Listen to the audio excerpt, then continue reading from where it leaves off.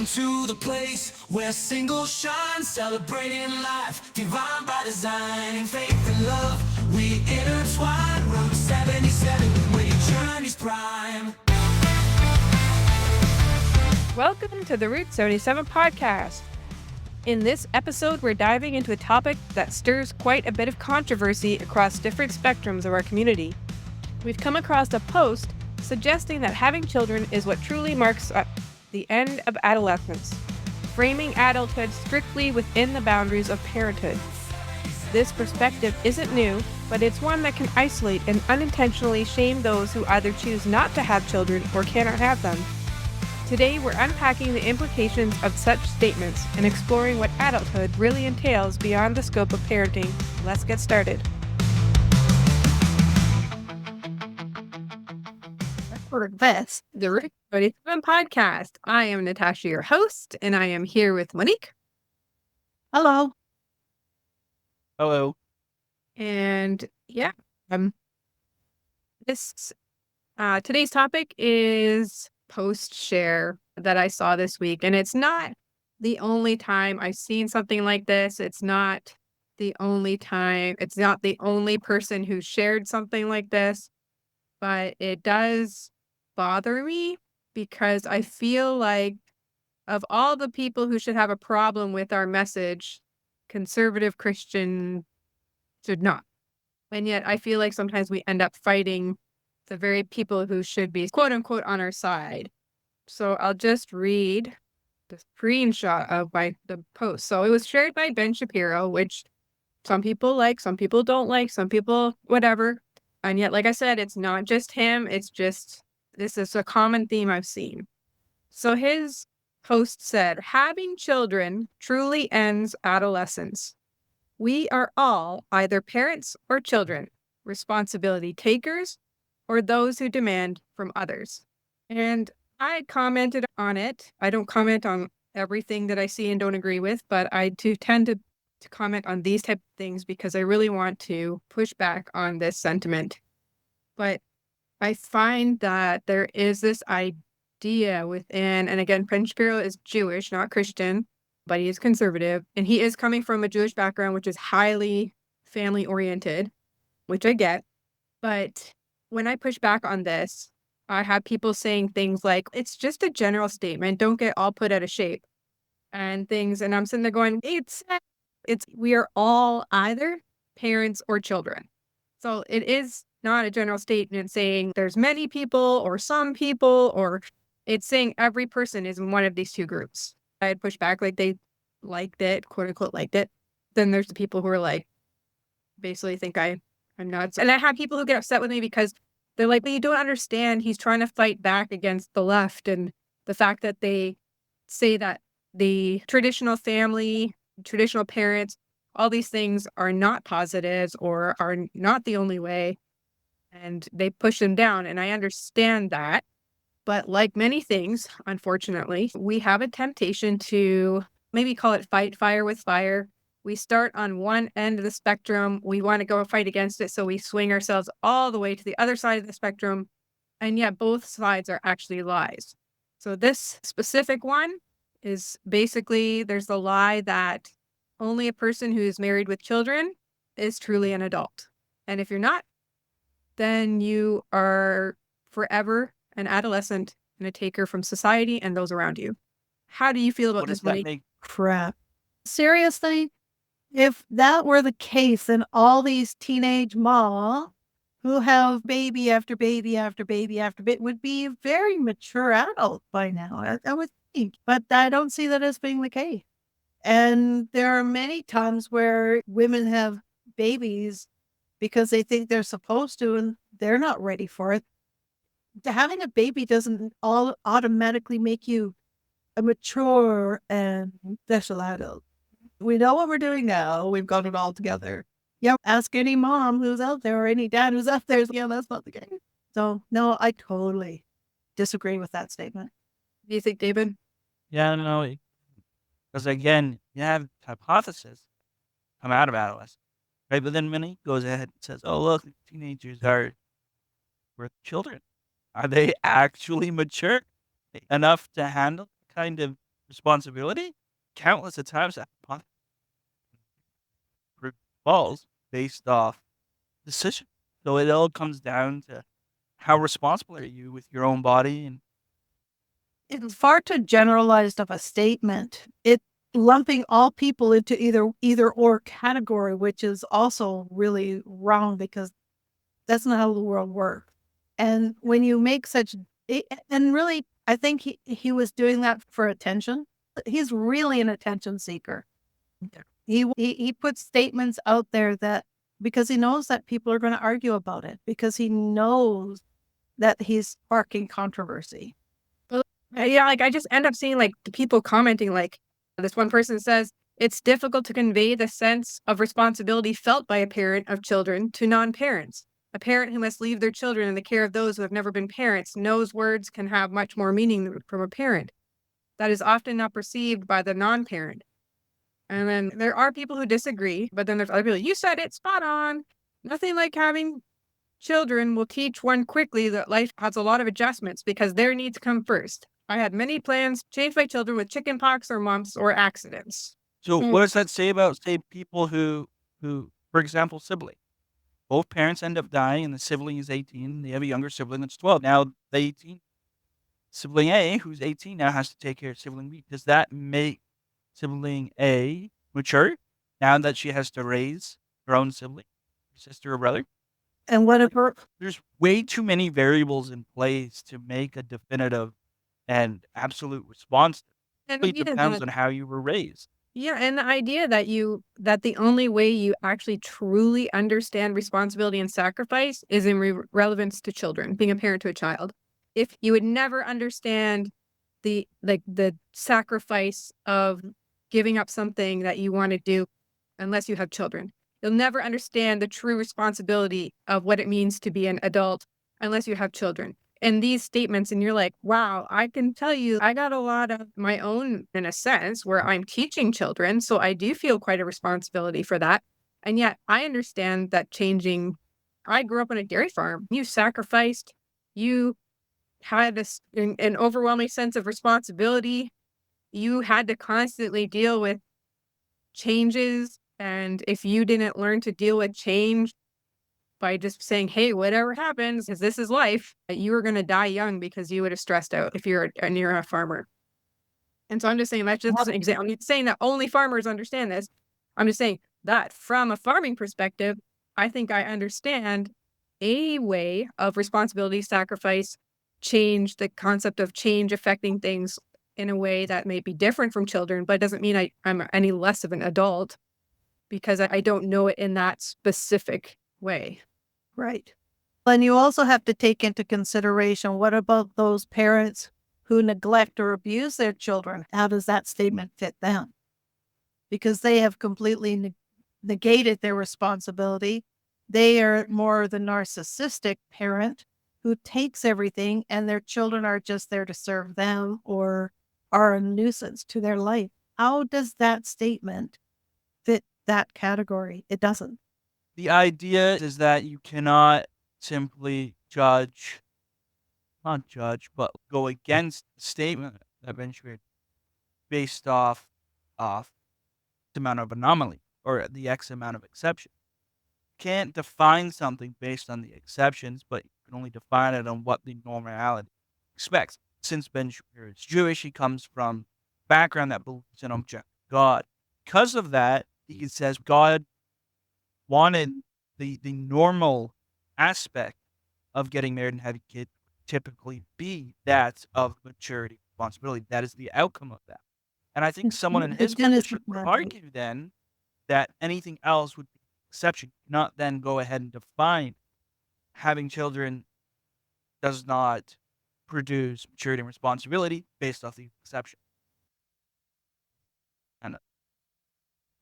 And I think you're basically saying like you're either parents or children or you're responsibility takers or those who demand from others. And I think that's two different categories, really. I think that people do fall into those categories, that there's people who actually take responsibility and they want to give to those around them in society and their spiritual life and all of these things. But then there's people who have a selfishness about them that just want whatever they can get.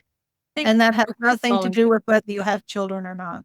no, and I think they do fall into those 2 categories, but it's not has nothing to do with having children. It has Yes, nothing and do you really want people who think that children are going to be a detriment to them, that it's gonna ruin their lives, that they don't wanna give up their time, they don't wanna give do you really want those people to be having children? Because we sit there and we claim that they should have children, but it's not a magic pill that makes you grown up. And then you end up with selfish parents who don't wanna be parents, but you've just told them they have to do this, and Yeah. this is the norm, this is what makes you an adult, and then all of a sudden, they're still children because they have never actually grown up in a sense where Or they understand that it's the responsibility takers, and if you have the responsibility of a kid, then you have the responsibility of a kid. If you have the responsibility of other things, then you have the responsibility, but there's always people who will shirk it and have a selfish attitude where they don't need to take responsibility for anything and that they're owed by society. it's the same with people who believe that having children fixes everything. It doesn't fix anything. You can't have children just because you need to fix your relationship, or oh, he's going to leave me if I have a baby, then he's going to stay, or it will make me feel like a complete person because then I'll have somebody to love me. Yeah, that's not it either. And you come in that idea where they're 100% guaranteed they have it, or are they coming in with, oh, there's a higher chance? There are people who think that, like I said before, I think it's like marriage doesn't cure singleness and kids don't cure marriage. People think that if only they got married, it would fix whatever they're feeling as a single person.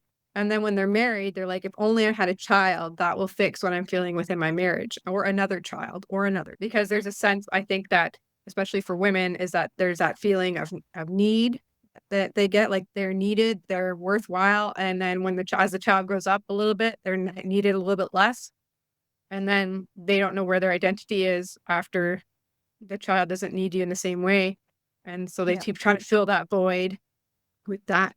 And I think too, there is something to be said about, yeah, there are a lot of people who do sit up and wait, "Hey, wait, I'm about to be a dad. I'm about to be a mom. I gotta start be more responsible. I gotta start thinking about how much I'm drinking or how much I'm partying or how much money I'm spending." There is something to be said about the fact that if people are serious about being parents, then they will usually step up their responsibility.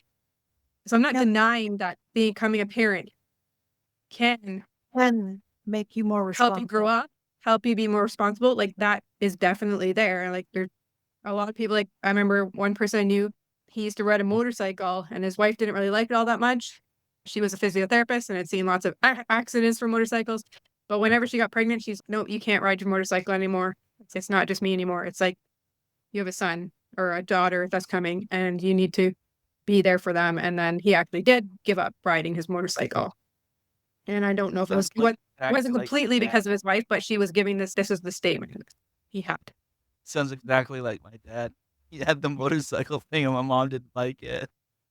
Yeah. And then once the kids grow up and are out of the house, then dad goes back to the motorcycle. I've seen that happen. It's ironic because my brother and sister-in-law didn't get their motorcycle licenses until after they had kids. A whole other story. He drove a little bit more about saving money on gas for shape and Yeah. going to the military like stuff for work. That whole concept that people believe that you're an incomplete person if you don't have this marriage or if you don't have these children, that somehow you are less of a person. And that's not true. Children, people say, oh, anybody who's watched Austin Power, you complete me. When he says to Mini Me, you complete me.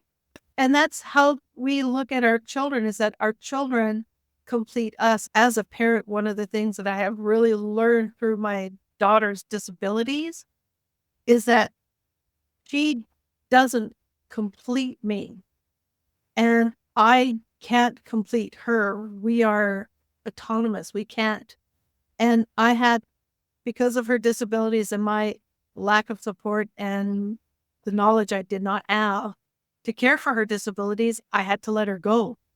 And as a mom, having to let your child go to have somebody else raise them because you don't have the skills necessary to raise them really speaks about how children are not objects for our pleasure. And I always wonder, what do they expect? These people who have these drastic statements like this, are they just saying, because they didn't say anything about being a married person at this point. No. It's just as if you're a parent. Is it, should I just go in pursuit of only becoming a parent through whatever means necessary? Is that really responsible? Is that being a giver to those around me or a taker? There's a second responsibility to that too, that you've just falling on the tracks of that, is what about those who are infertile? Exactly. So they're relegated to being childish for the rest of their lives because they can't have kids. And they've And not already probably everybody- gone through an extreme amount of pain because of that. Yeah. And maybe And it not got to a place where they actually can accept it. And Yeah. then they say this. And then feel you can always adopt, but no, you can't always adopt because adoption is not free. So to say that they can just adopt, not everybody can adopt. And again, is it wise for you to adopt if you're not in a stable relationship? Exactly that too. Is it, or I don't know. I think God's design is that there's a father and a mother in a home. And can you be a single parent adoptee? Yes. But is it the way that God wants a family to be? I don't think so. And I don't think it would be for my benefit that I would adopt as opposed to the child's benefit. The child's benefit would be to have both parents. Yeah. And by my benefit, you've become that selfish person that he says you will not be by becoming a parent. So how is that? Wait, that doesn't make sense. And again, okay, we're not demonizing anybody who decide they want to have family and those who decide not to. What I'm trying to say is like, it's not an indicator of Your maturity level. exactly. Are you grown up? Because you have a kid. Like, I don't know, like we said, they're great. Even you can say teenage moms. I mean, there's lots of older moms that you see and you're going, not lots, but there are times when you see older moms or dads that are not teenagers and you're wondering why they ever had kids because of the way that they act with them. And I'm not saying it's everybody, but there's people that you meet and you're going, why did you even have kids? You don't act like You're not involved in their life. You almost act like your child is a burden to you. I've seen that. And where they get irrationally angry at a tired child. They're tired. Of course they're irritable. They're tired. Babies get tired. But you hear, how many times do you see in the newspapers of children either being horrifically abused or abandoned, or they find their dead bodies? Why are we saying that having children is such a be-all, end-all when we have 8 billion people on this planet? God said to fill the planet and subdue it. I think we've pretty much filled it to the brim. We don't need more people. If you're not thinking smart about it, then you're just doing it as a knee-jerk reaction. What is it inside of you that you believe that you are an incomplete person if you don't have children? And if you believe that, then you are basically trying to fill whatever it is about you with something that's not God. And the only thing that could complete us is God. And that's why I find interesting. It talks about how the two become one in marriage. It's not, oh, those two half people became one. It's two whole people became one. That's like a divine math that doesn't work any other way, is that 1 and 1 equals 1. But it's not two half people come together. They two become whole people complete. family. Yeah, they become the family unit. So, and that's a huge divine mystery that anybody who's married can get that. Even if you're just in a relationship, you can understand all of that. But you still have to be complete in yourself first. Yeah, like the church is the bride of Christ, but like Christ is not half of a person. He is complete. He is God. He is complete. Yeah, you complete me. Yeah, right. You complete me. You can see because we're not on video, but we're making the heart sign. Oh, you complete me. I'm a half a heart, and you're my other half. There were songs in the 80s, and one of them is actually on my playlist from way back when, where the song says, "You are half of the flesh and blood that makes me whole. And I'm going, no, you're not. We are not going to be fused together to make another different kind of person. That's, well, kids, but that's different. Yeah, again, you're creating new whole people. There can be a whole series of things that goes wrong when you think their child completes you. Yeah. Then there's a whole other slew of issues that can arise if you become Right. too attached to the child. Yes. Yes. And then you get a whole other sort of psychological problems that happen between children and parents when, oh, he's just a mommy's boy and they can never do anything wrong. Spoiled little girls who are princesses, like my little princess pants. Can't have a conversation. Talking from experience. Yes, my daughter is so spoiled that you can't have a conversation without her having a fit because you're not talking to her. It's the special needs. That it's cute. We know how to talk around her, but she just gets all getting the screamy things happening and just Miss Princess Pants. We're having a conversation. You're still here with us. Oh, we just got to try to catch up when it's funny, but that is a comical thing. But I've seen pastors where they say they're going to a wedding and the father will say something like, I'm not giving her away. I'm willing to share her or something like that. And then the pastor will be like, that's a big red flag because even if it's not an inappropriate relationship in a sense, like sexual relationship, it's still like you're not willing. There's that person has become a part of you that should not be. Like she is, yes, that girl, a daughter of yours is designed to go off and leave you, whether it's in a marriage, whether it's on her own, it's designed to happen that way. And if you can't survive without them and you're not willing to give them up, then there's something that you've made them in your life. And same with that's mothers very and their cool. sons. That's why in Genesis says that they say that a man will leave his parent and be united with his wife, vice versa with the wife. You are marrying the spouse, not the family. So the family technically should be staying out of the marriage relationship completely. Yes. I know. And Pastor Justin was talking about it this morning, the Genesis, Okay. the Genesis mandate to get married and have kids and stuff like that. Yeah. Yeah. And that is, in a sense, still a relevant thing because people are still getting married and people are still having kids. And they're a But- good thing. And that's a good thing. Exactly. It is a good thing. But it is not the only thing No. because Jesus also gave a new commandment to go into the world and make disciples of all nations, baptizing them in the name of the Father, Son, and the Holy Spirit. People take that to, I am doing that because now I'm married and my kids and I've had them baptized and I'm ministering to them. Yeah, that is Again, which is a good thing. all a good Not thing. the only thing. But it's not the only thing. Pardon. The disciple them. You I've- just I've create known- your own little nation.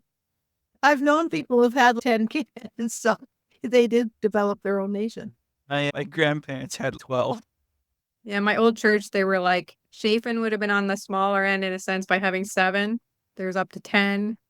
But then they get married and they have kids. And then all of a sudden there's just like a mass amount of people because they end up usually having that many kids. But again, not a bad thing, just not the only thing. And if we start to label this as the only way, and again, this is what happens. The world is telling us that men and women are interchangeable. There's men, there's women, there's non-binary, there's all the genders, all the sexualities. It doesn't matter if there's 1 mom, 2 moms, 5 moms, 10 dads. It doesn't matter. They're even trying to create like the ability to have 3 parents within an egg and whatever. It's just crazy. In order to fight that, it's happening is that they're going right to the other end and they're saying, no, this is the way and this is the only way. And then what happens is that you're trying to fight the other side with something as equally grand and, I don't know, set in stone as they want to make their side, that you end up missing the middle ground, which is actually, I think, the truer ground, which is that people, they mature differently at different times for different reasons. There's people who don't mature, and there's people that have children. There's people that don't have children. And I think if you're following what God is calling you in your life, wherever you're in at the moment, then that is where That's where you'll be the healthiest and the most mature.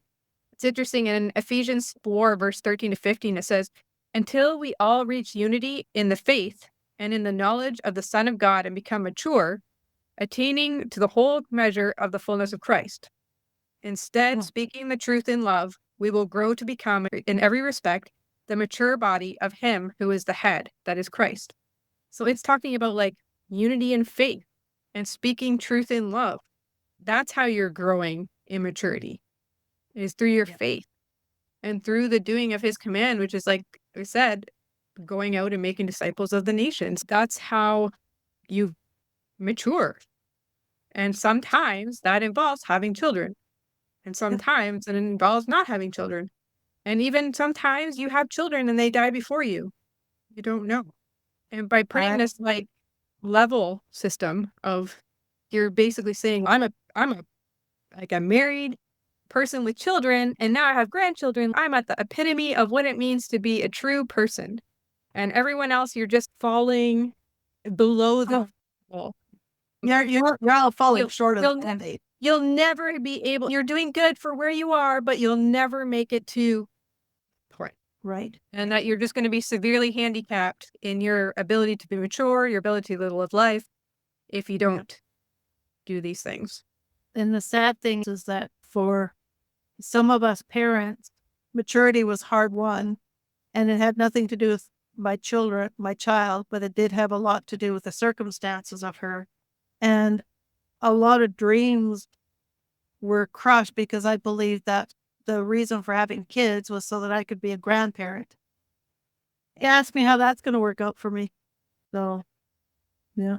I had to literally change my view and realize that my existence had nothing to do with whether or not I had children. And it had to do a whole heck of a lot with who I was in Christ. Yeah. But sometimes it takes us a long time to get there, to that realization. Well, how close am I to 60? I'm still working on it. But I think it's hard because you're constantly being told these things by society, by the church, by everything. Like as soon as you leave the house, that's all you're being bombarded with. Yeah. And even now, like I find it annoying. Like, okay, I don't hate romance stories, but it gets annoying when this is the only way that any storyline can ever go. So even when you see, say, TV series that have nothing to do with romance, like they're not a romantic one, they're like a sci-fi or anything. There's still usually the undertones of like how this is the only way to have completion. Yeah. I remember the one, you hate this one, but I quite liked it. Castle. You just had the banter between the two people, and then all of a sudden they got into a relationship, totally ruined the series, and it was gone. Same with Bones. It was a show about forensic science. Then all of a sudden everybody started having relationships, and then it was all about relationships, and then you stopped watching it because it stopped being what this show was originally about. It happened with me and how I watched Flash and everything. Like I enjoyed the Flash, and then it was like too much about the interpersonal drama. And I'm like, you know what? Like this is supposed to be like a superhero defeating super bad guys, and then we all go home at the end of the day and everything's good. That's what I'm watching it for. I'm not watching it for fake drama that I don't need in my life.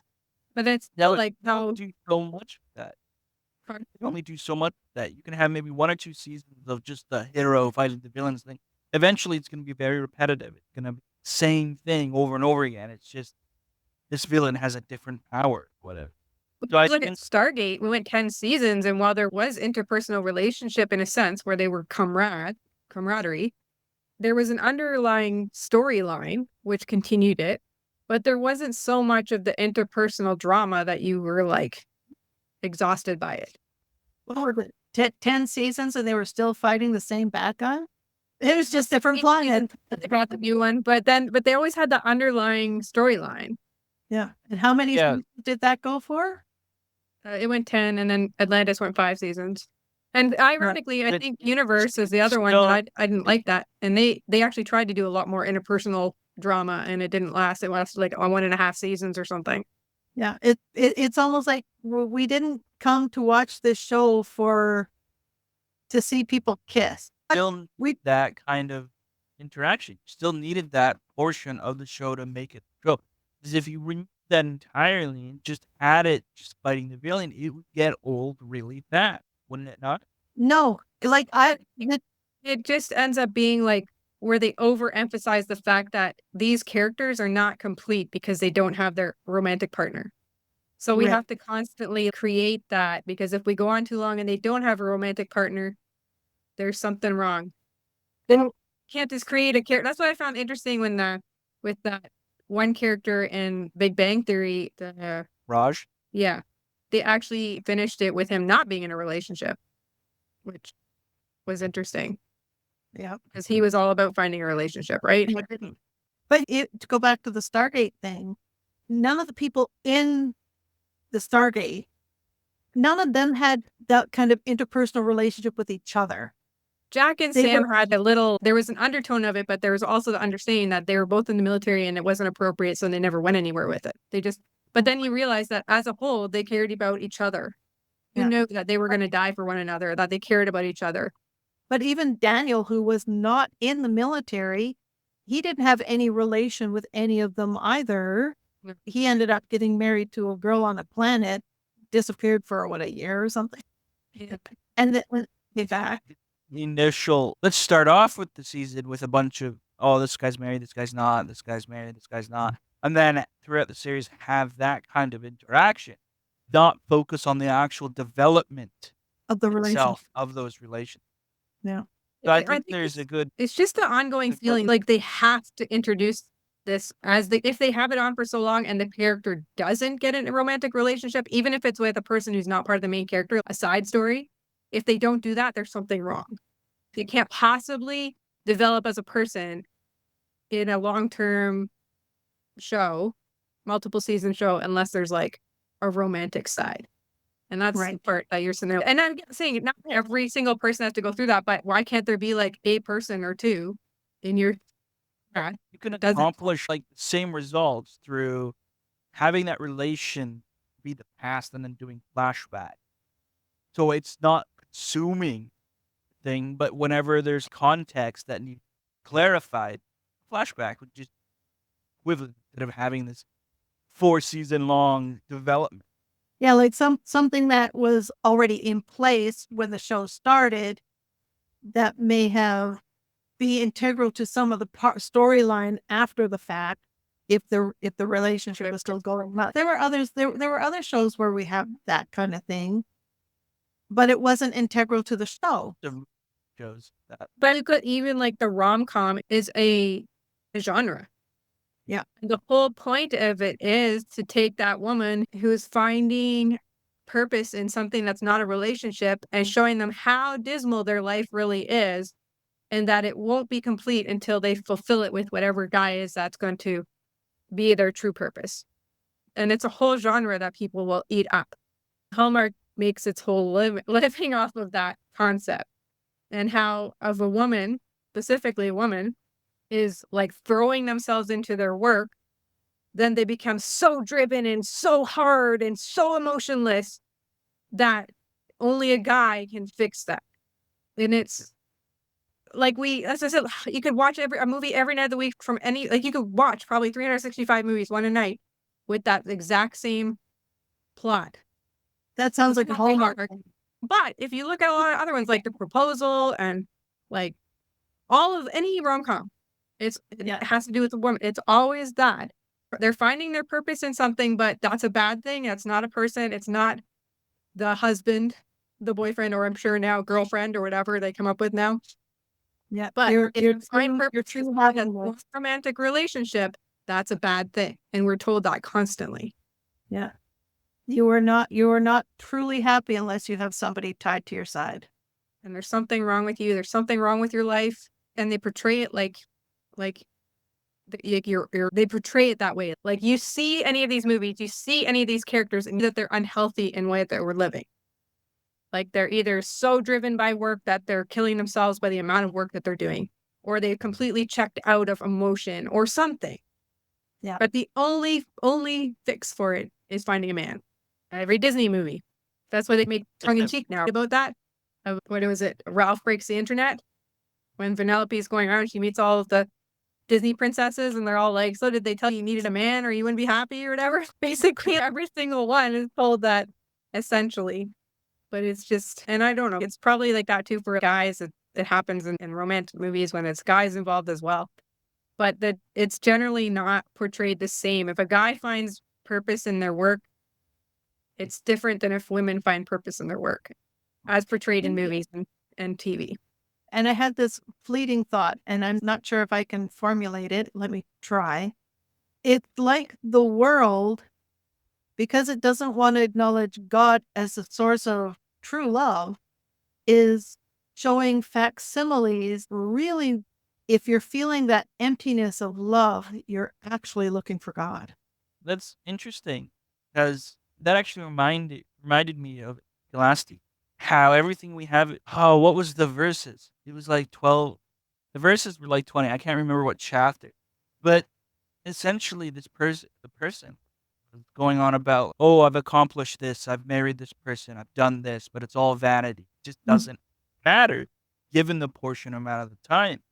It's interesting that money, what you were saying, because I don't think people realize or want to realize or comprehend that because they don't believe in some eternal God, what they're doing or what they're doing is loving a person, having kids, that will last forever. And it doesn't.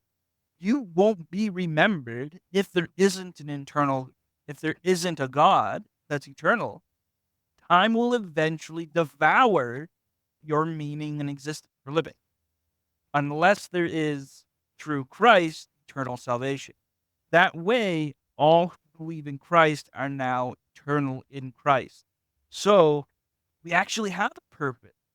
Love one another and then love God and love one another so that we all may live in harmony with our Savior in heaven eternal.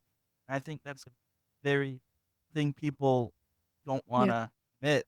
I agree. Like, it's just, we do ourselves a disservice when we feel like when we fill any part of our completeness with something that's not God. And we celebrate things like, and it's not, again, okay. What I mean is we celebrate the things in the movies. Like we go, yeah, finally she's got completeness or he's got completeness, or look, because they'll show the future and they're married and have 4 kids or something. And you're all like, oh, look, their life is complete. And we feel that we've been trained to feel that and to see that as a positive, not as a positive that God intended, but as the completeness that you get as a person and that you finally made it, instead of God being the thing where you made it because actually God's made it and he's given you the grace and the gift to have completeness within him. And then we take what we talk about Pastor Justin saying, when you take a good thing and you make a God thing, then it becomes a bad thing. If anything that you create as a God thing to complete you, then you've put it in a place of idolatry in your life. And if you lose that, because everything that's not God is capable of will fail, then your completeness is no longer complete. And so when you start to build your house on any foundation that's not God, or you anchor your ship to anything that's not worth anchoring to, then it's only temporal. Because children can pass away. Spouses can pass away. Spouses can leave. I would have people ask, like, why putting so much effort? What kind of meaning does that have? Because you're right, all these movies depict, oh, they're happily got married, the wedding, and then skips 4 or 5 years, skips 10, 20 years into the future where they have 4 kids and all that. But, like, why is that meaningful? Why would that have any basis? What is that grounded in? Again, Sanders Stone scenario, like, what is that anchored really in?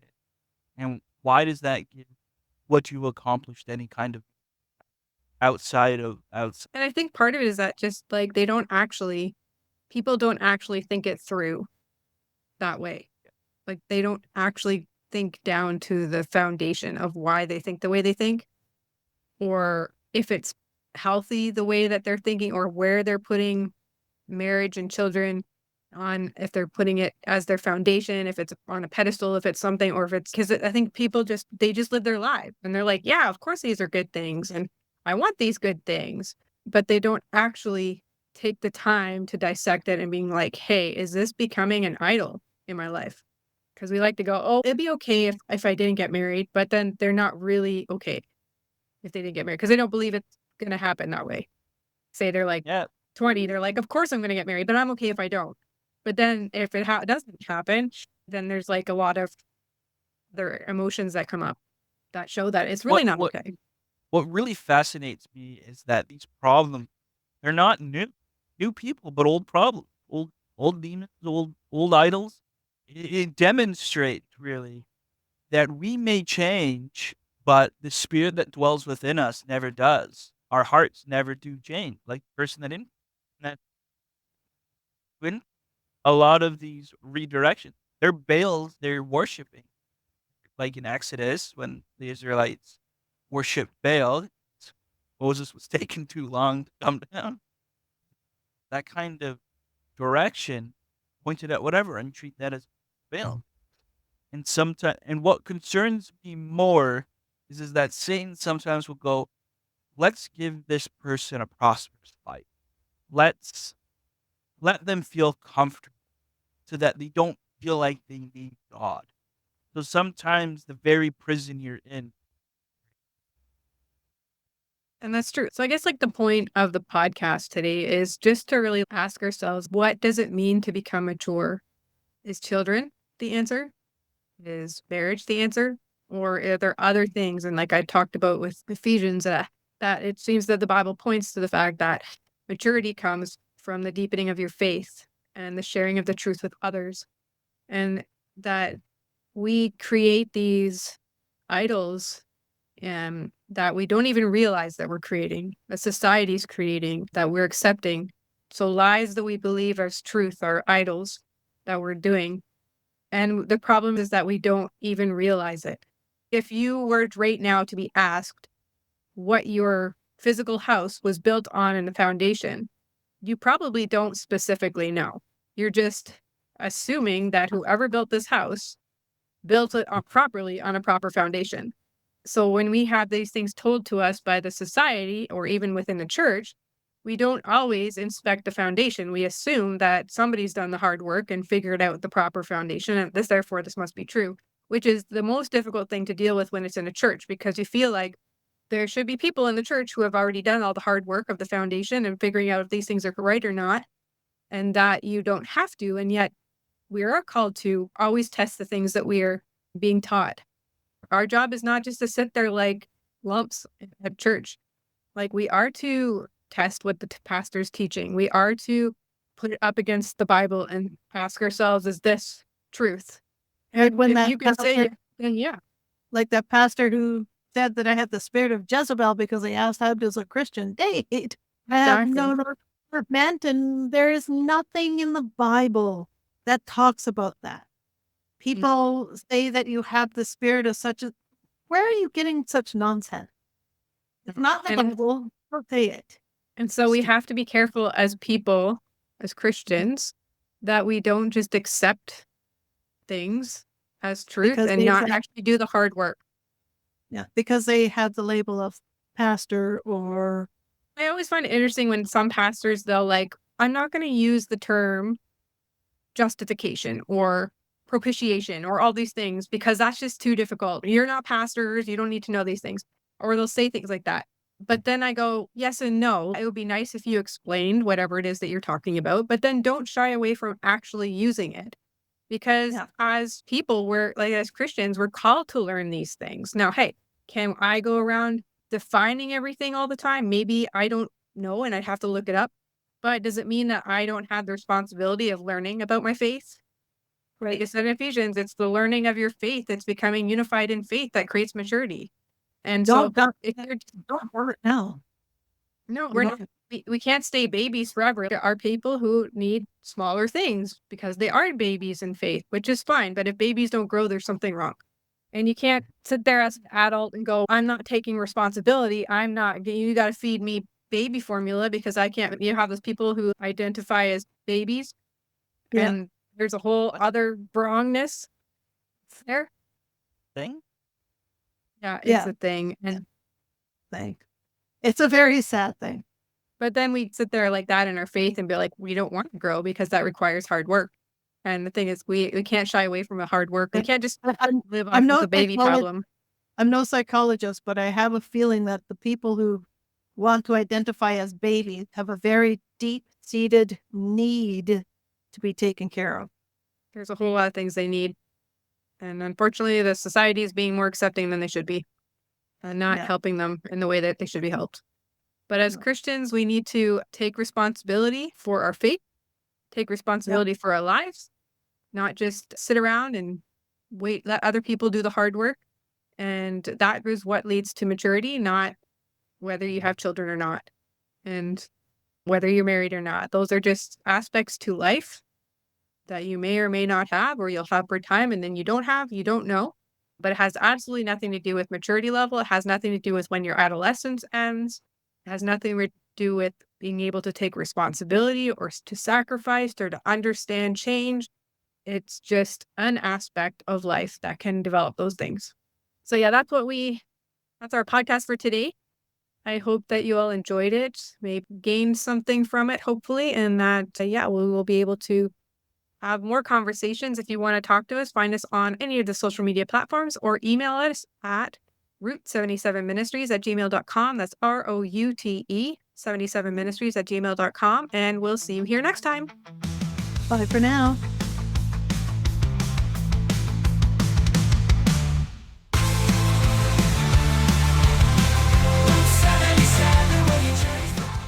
Thank you for tuning in to today's episode. We hope our discussion has given you some food for thought about the diverse paths to maturity and adulthood beyond the traditional framework of parenthood. Remember, maturity encompasses a broad spectrum of experiences and isn't confined to a single aspect of life. We'd love to hear your thoughts and experiences on this topic. Reach out to us on social media or email us at route77ministries@gmail.com. Join us next time for more insightful discussions. Until then, take care, and remember, live your single life to its fullest.